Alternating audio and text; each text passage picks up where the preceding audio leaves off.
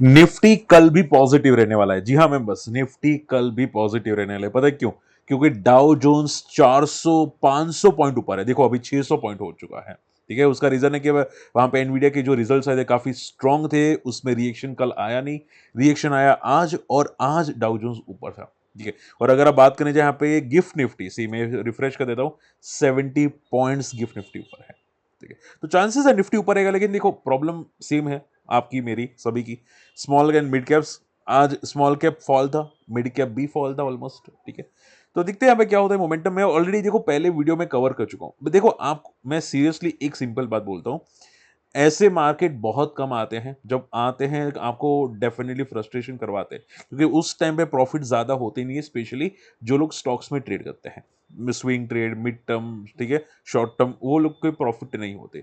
तो देखो ऐसे मार्केट पेशेंस रखना इंपॉर्टेंट है, क्योंकि मैं काफी सालों से ऐसे मार्केट में झेल चुका हूं, मुझे भी बहुत फ्रस्ट्रेशन होता है और अभी भी होता है। ठीक है, तो देखो ऐसा अगर टाइम एक बार निकल जाएगा ना, मैं सीरियसली बोलता हूँ, जो मैंने प्रॉफिट्स लास्ट ईयर में मैंने किए थे ना, उसमें भी ऐसे 2 महीने आए थे, लेकिन वो 2 महीने कब कवर हो जाएंगे पता भी नहीं चलेगा।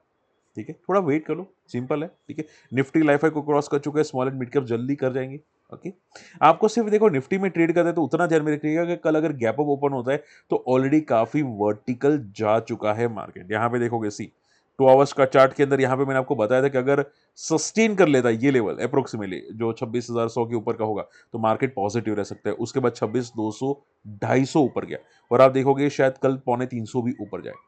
ठीक है, लेकिन वहां पे अब टॉप बनने के लिए रेडी हो रहा है, यहाँ पे मार्केट थोड़ा वर्टिकल है। सो कल अगर गैप अप ओपन होता है, कॉशियस रहना, हो सकता है एक बार प्रॉफिट बुकिंग आते हुए आपको दिखाई दे। ठीक है, ओके, अगर स्टेबल ओपन होता है तो भी शायद पॉजिटिव रहने की चांसेस है, लेकिन अगर गैप डाउन ओपन होता है, ठीक है, तो देखो यहां पे एक वन शॉट रैली आई थी। हो सकता है कि अगर गैप डाउन ओपन हो तो एक रेंज बाउंड मार्केट आपको ज्यादा दिखाई दे सकते हैं। ठीक है, ये रेंज में मार्केट घूमता हुआ दिखाई दे सकता है। वैसे भी फ्राइडे है, और हाँ, फेड की कुछ इंपॉर्टेंट अपडेट्स आने वाली है आज लेट नाइट, तो वो भी ध्यान में रखिएगा। ठीक है, चलिए। एंड देखो अगर कोई स्टॉक्स में मोमेंटम होती है तो मैं डिस्कस कर लेता हूं आप लोगों के साथ, लेकिन हाँ उसमें याद ये रखिएगा कि कब फॉलो होगा पता नहीं। तो आप ट्रेलिंग करके चलो ज्यादा बेटर है, या फिर अवॉइड करो टोटली मार्केट को। ठीक है, दोनों में से एक चीज हो सकती है।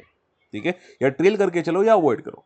ठीक है, जैसे कि आप यहां पे देखो सी, मैंने आपको कल भी डिस्कस किया था स्पाइस लॉन्च फूड वर्क्स करके, आज भी ऊपर है। सोलेक्स एनर्जी मैंने डिस्कस किया था, आज भी ऊपर है।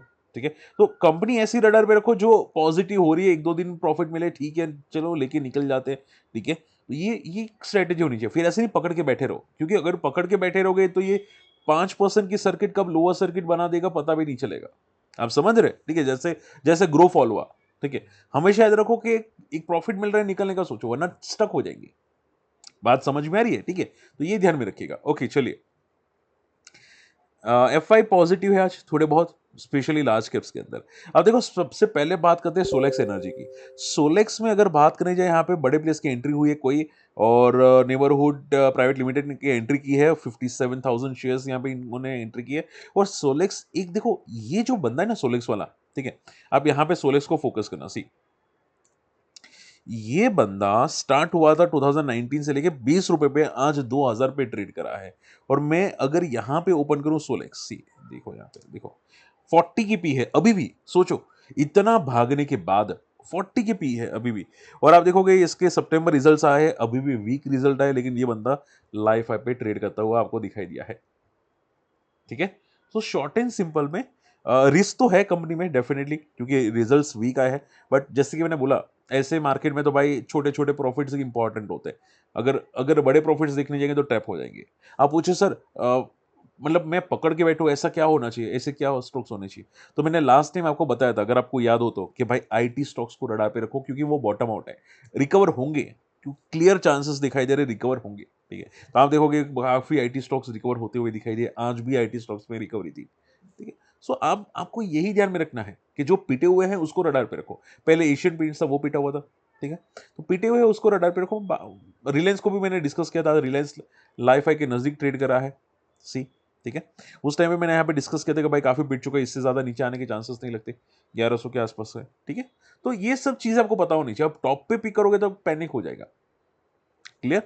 चलिए, तिलक नगर, अब देखो बड़े प्लेस की एंट्री हुई है, मधुसूदन की एंट्री हुई है, 34 लाख शेयर्स यहाँ पे एंटर होते हुए दिखाई दिए, वो भी कुछ यहाँ पे आई थिंक कुछ हुआ था वारंट्स के जरिए, हाँ। ओके, सो बड़े प्लेयर्स की एंट्री हुई है। आप पूछे सर क्या इसको कल रडार पे रखें, आंसर इज नो। ठीक है, देखो बड़े प्लेयर्स की एंट्री हुई तो हो सकता है कल गैप अप ओपन हो, लेकिन मैं नहीं चाहता आप लोग ट्रैप हो। ठीक है, आपको ऐसे ही रडार पे रखने हैं जो चार्ट्स पे पॉजिटिव आए हैं, लाइक सोलेक्स हो गया, स्पाइस लॉन्च हो गया, उसको उसको ऐसे ध्यान में रखो। ठीक है, अब तिलक नगर को रडार पे पूछो सर कैसे रखना है, कंपनी स्ट्रांग है, ठीक है, दारू की कंपनी है, स्ट्रांग कंपनी है, but wait for the confirmation on a charts. ठीक है, चार्ट्स में अभी भी एक रेजिस्टेंस क्रिएट हो रहा है, तो हो सकता है फॉल कर जाए, तो आपको क्या करो, आप 10-15 दिन इसको रडार पे रखो। ठीक है, या फिर कल की क्लोजिंग देखो, कल अगर डी हाई पे क्लोज होता है तो रडार पे रख सकते हैं, वरना अवॉइड। ठीक है, तो देखो मैं आपको समझाने की कोशिश करता हूं, करना नहीं करना आप पे डिपेंड करता है। ठीक है, तो तिलक नगर कंपनी अच्छी है, स्ट्रॉन्ग कंपनी है, बड़े प्लेयर्स की एंट्री है, आप रडार पे रख सकते हैं, जैसे कि मैंने बोला वो स्ट्रेटजी आप ट्राई करना चाहे कर सकते हैं। क्लियर, चलिए हुंडई मोटर्स।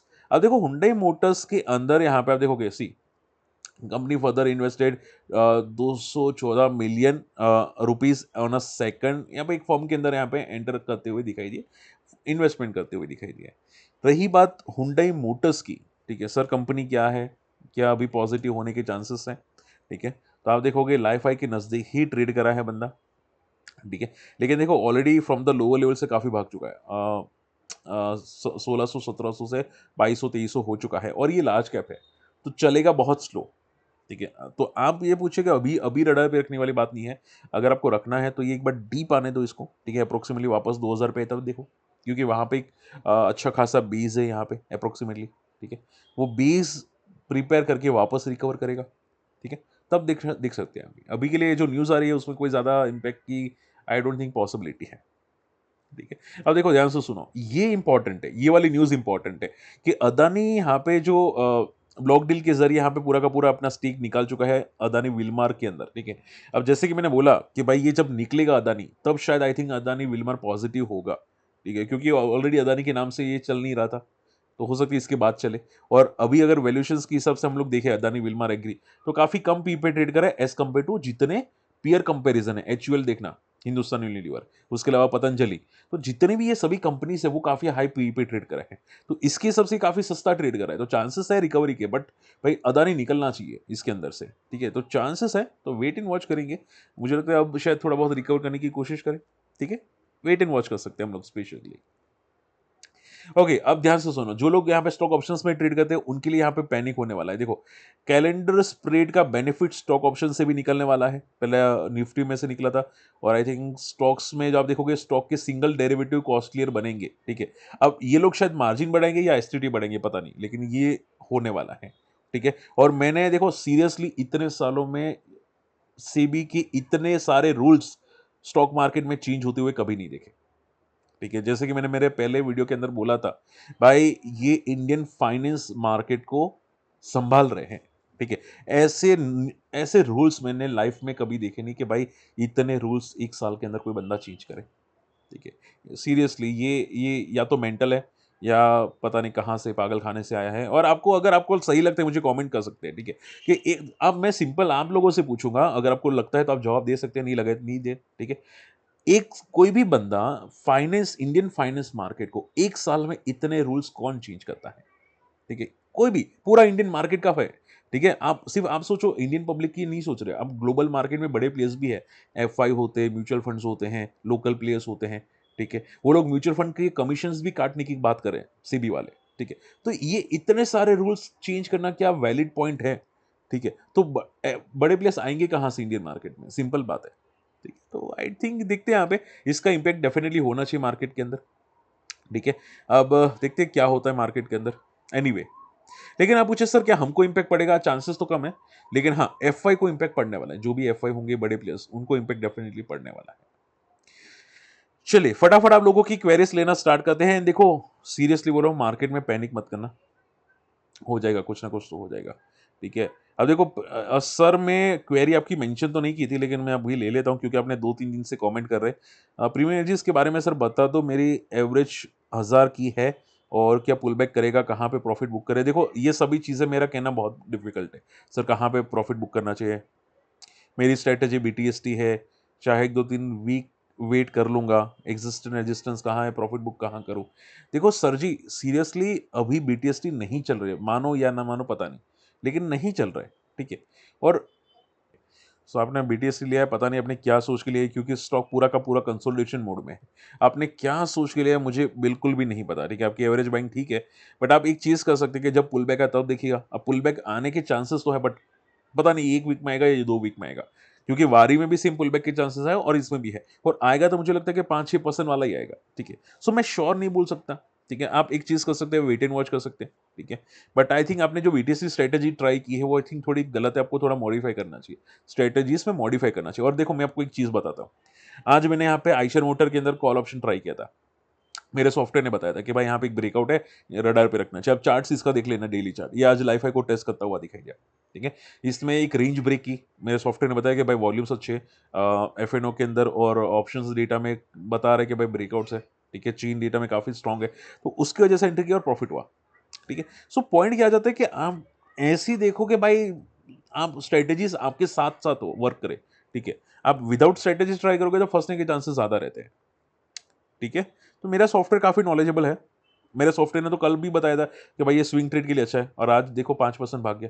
बट प्रॉब्लम क्या है कि भाई अभी मार्केट वॉलेटाइल है, तो कहना मुश्किल है, क्योंकि अभी रिस्क टू रिवॉर्ड रेशियो मुझे दिमाग में नहीं बैठता, रिस्क ज्यादा लगती है। एनीवे, तो आई होप आप आंसर समझ चुके हैं प्रीमियम एनर्जीज के।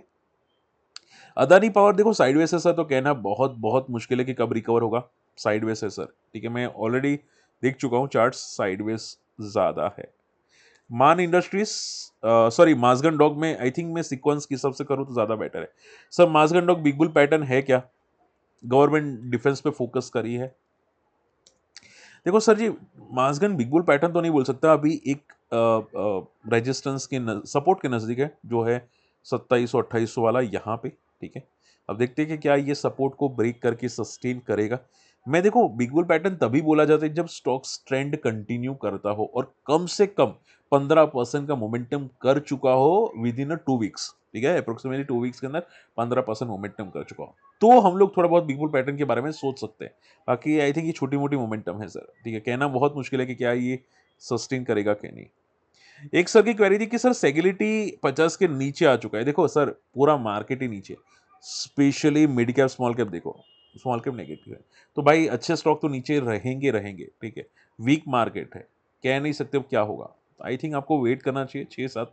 अब मिड कैप अगर शायद रिकवर करे तो ये रिकवर हो, ठीक है। तो देखो दोनों में ऐसी एक चीज हो सकती है, या तो लॉस में निकाल ले या फिर वेट करे, ठीक है। कंपनी स्ट्रांग है, फंडामेंटल्स अच्छे, ग्रोथ अच्छा है, कंपनी ने क्लियर कट काफी चीजें डिस्कस की है, ठीक है। सपोर्ट पे भी है, तो वेट कर सकते हैं अगर करना चाहे तो, बाकी ठीक है।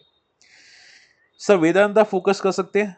ओके गौतम जी, देखो एक चीज समझो, आपको करना चाहे कर सकते हैं, बट मुझे लगता है कि स्टील सेक्टर काफी वर्टिकल जा चुके हैं, ठीक है, टॉप पे जा चुके हैं। तो या तो शॉर्ट टर्म का व्यू है, ठीक है, तो आई थिंक आपको वेट करना चाहिए 500 के आसपास का सपोर्ट का, ठीक है।